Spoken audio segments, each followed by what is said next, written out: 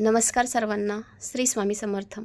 Amruta fashion world या YouTube चॅनलमध्ये मी अर्चना पुन्हा एकदा तुम्हा सर्वांचं खूप खूप मनापासून स्वागत करत आहे.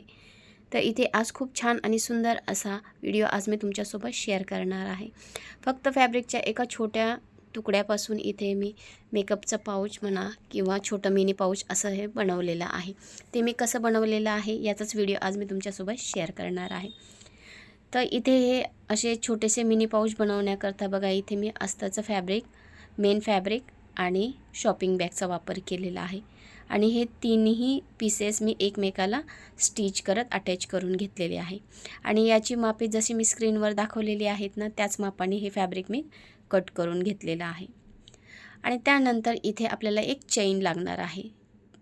तर फॅब्रिकच्या दोन्ही बाजूकडनं बघा अशा पद्धतीने आपल्याला चेन स्टिच करत अटॅच करून घ्यायची आहे.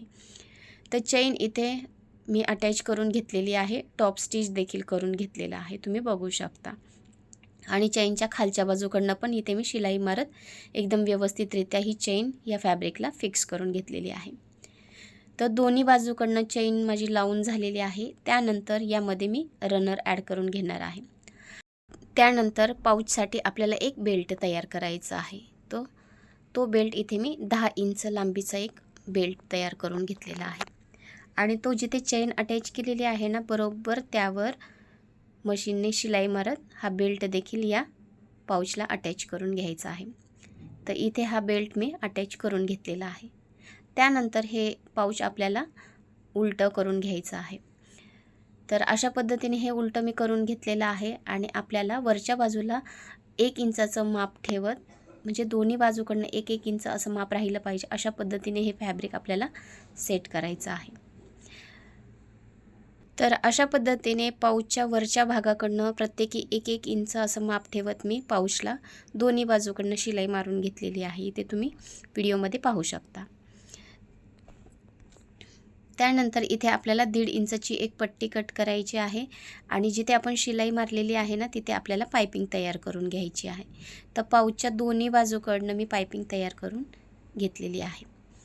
तर पायपिंग तयार करून झालेली आहे. त्यानंतर पाऊचच्या खालच्या बाजूकडनं आपल्याला प्रत्येकी 1-1 इंचाचा असा चौकोन तयार करायचा आहे. तर दोन्ही बाजूकडनं प्रत्येकी 1-1 इंचाचं माप टाकत इथे मी चौकोन आखून घेतलेला आहे.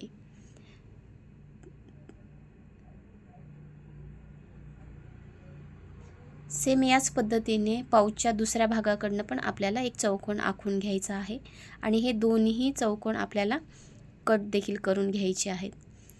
तर इथे तुम्ही बघू शकता चौकोन मी हे कट करून घेतलेले आहे. आणि जसं व्हिडिओमध्ये मी दाखवत आहे ना, सेम त्याच पद्धतीने इथे आपल्याला हे चौकोन जे आहे ना कट केलेला, तो एकमेकावर सेट करायचा आहे आणि तिथे शिलाई मारून घ्यायची आहे.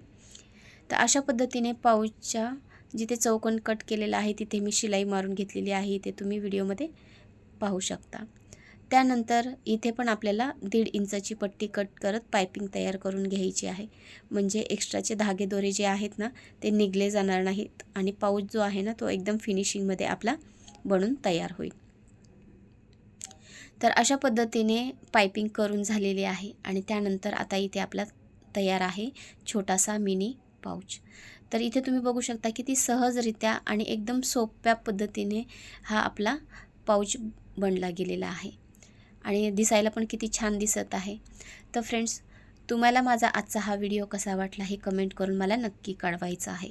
आणि व्हिडिओ जर आवडला असेल तर तुमच्या मित्रपरिवारामध्ये पण जास्तीत जास्त शेअर करायचा आहे. आणि व्हिडिओला हाईप देखील करायचं आहे. आणि असेच छान छान आणि यूजफुल व्हिडिओ पाहण्यासाठी अमृता फॅशन वर्ल्ड या यूट्यूब चॅनलला नक्की सबस्क्राईब करायचं आहे. तर इथे पाऊचचा तुम्ही फायनल लुक पाहू शकता. किती सुंदर आणि किती छान असं हे आपलं छोटंसं मिनी पाऊच बनून तयार आहे, ते पण फॅब्रिकच्या एका छोट्याशा तुकड्यापासून.